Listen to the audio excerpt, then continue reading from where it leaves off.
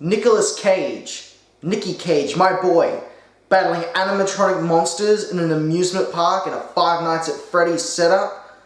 Yeah, you bet your ass I'm here to talk about it. Now, if you have not seen this masterpiece already, which, what are you doing with your life?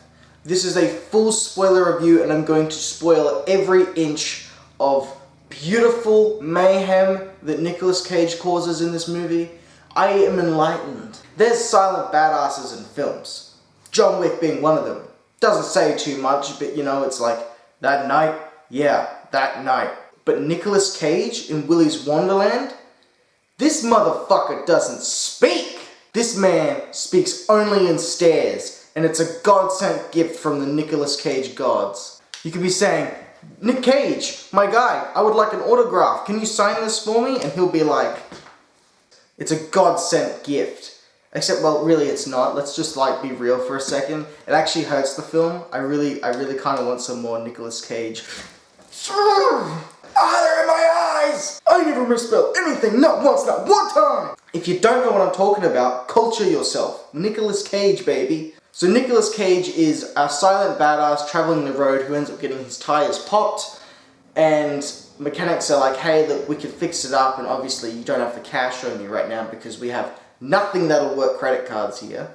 So you can pay it off if you look after Willy's Wonderland for the night. You know, it's a premise that just pushes Nick Cage into that spot, and it's okay. Where this movie flatlines is with the kids. Look, it would make sense if Nicolas Cage was silent, if there really was no one around and he was just dealing with animatronics, but there's kids that are like, hey, are you listening? And he's like, I mean, after a while it would make sense that he just says something. I know Nicolas Cage took the role because he thought it would be interesting to play a character that's completely silent, and it hurts because I get less Nicolas Cage going off his nut. But I had a brilliant time with this movie. Let's get into the great stuff right away. Very quickly, Nick figures out that these animatronics are alive, and he doesn't freak out. He isn't callous about it. He just waits for them to make their move before Nick Cage dismantles them every way he can. The first animatronic to come victim to Nicolas Cage is an ostrich animatronic, and it comes up to him, it hits Nicolas Cage, and cuts him. As soon as I saw Nicolas Cage bleed, and I watched Nicolas Cage wail on an animatronic ostrich before ripping its spine out, I knew that this was one of the best days of my life. Nicolas Cage then duct tapes that shit up and... Excuse me guys, I'll be right back.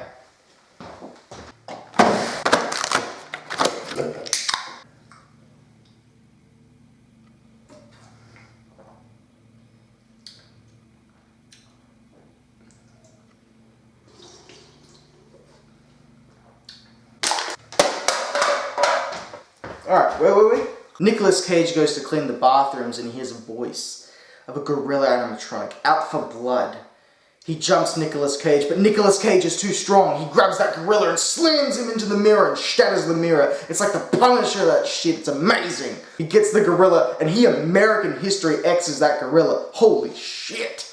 Blood shooting up all over him as he's curb stomping this guy. It's insane. Nicolas Cage, after defeating the animatronic, has to have a break because he's reminded at the start of the film that breaks are important and he needs to have them no matter what the situation. So Nicolas Cage treats himself to a purple can of Slurm and finds an old dusty pinball machine. And every time he has a break, he rasterizes it and then he starts playing pinball in his breaks. At one point in the film, one of the teenagers is in there and she's like, oh shit, there's an animatronic.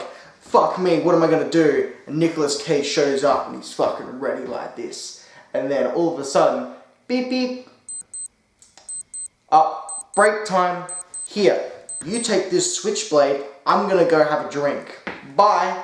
And leaves this chick to fight for her life. After that 20-minute break, he comes back and, oh, he's into it again. He's smashing these things. There's blood shooting from the animatronics. But animatronics don't bleed.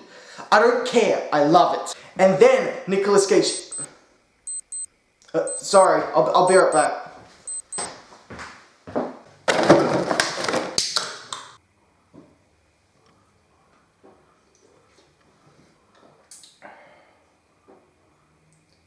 We should really get a social life.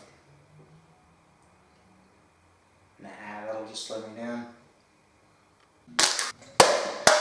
Alright, where were we? Yeah, Nicolas Cage grabs this crocodile by the teeth, like this animatronic, and just rips it apart with pure Nick Cage strength. The sheer force of a clamping steel animatronic. He forces that shit apart and snaps that jaw. This guy is lethal. There's a chick at one point getting murdered by that croc monster Pryor, and Nicolas Cage, he ain't fucking in no rush for shit. He doesn't give a fuck about these teenagers whether they live or die.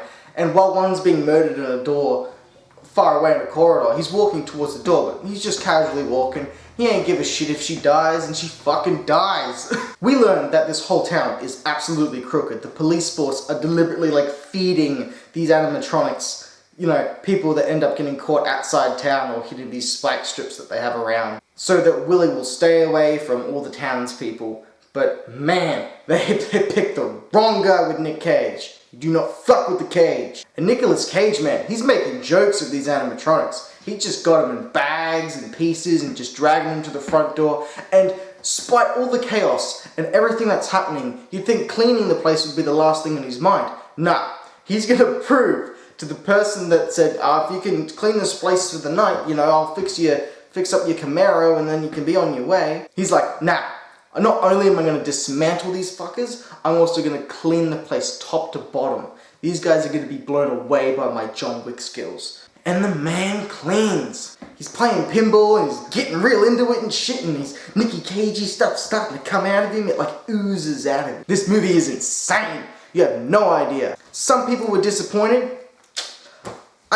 I get it, like, he's not talking at all, and these characters that are talking, the teenagers, aren't that interesting or great at all, but this is what you paid for. I mean, what do you expect? You just want to see Nicolas Cage fight animatronics, and fucking delivers. He's curb stomping, ripping spines out, snapping jaws, covered in blood, going, Argh! It is everything you could ever want. And I don't understand why some people could be disappointed. Towards the climax, we've got police there, and Nick Cage is handcuffed, and they're like, yeah, no, let's just leave him because we've got to feed these animatronics, and the cops split. Well, lo and behold, my man Nicky Cage snaps through those handcuffs and he's beating them to death just before Willie is ready, the last animatronic. And the cop shows back up like, how the fuck did you get out of those handcuffs before being cut in half by Willie? Nicky Cage sprung into action, just demolishes this man, alright? He's just wailing on him. He's just beating Willie to death. Willie ain't nothing. He ain't nothing to the Cage. Alright, look at that beautiful man. And this movie is a God-sent treat, alright? The idea of a FNAF movie, Five Nights at Freddy's, is somewhat interesting. You could probably make a pretty scary movie given the right writers and a big enough budget. But it looks like it's going to be all convoluted and about the law and solving more stuff, so I'm not really that interested anymore. But if you were to pitch to me Five Nights at Freddy's with Nicolas Cage, what a match made in heaven.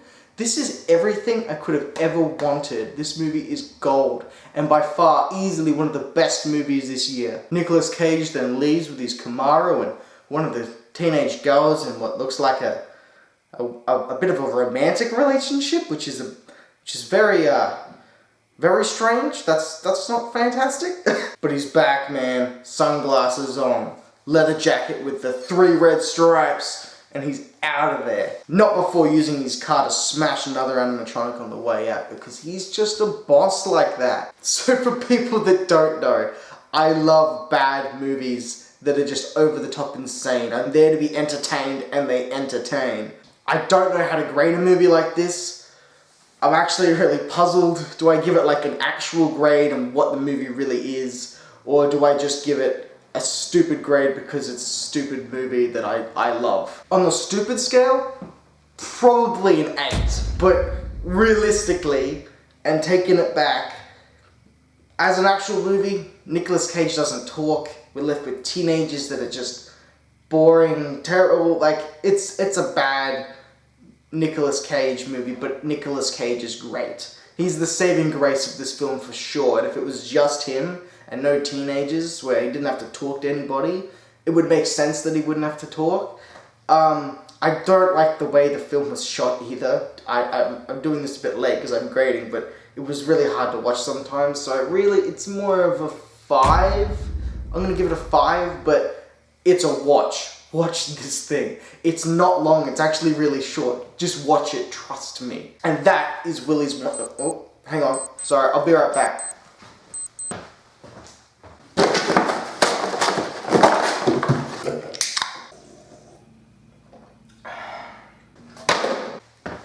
That is Willy's Wonderland. It was an absolute blast. It was everything I wanted it to be and more. If you're new here and you like dumb movies like me, consider subscribing. And if you've made it all the way through to the end of the video, you're a bloody legend, and hopefully I will see you next time. Bye guys.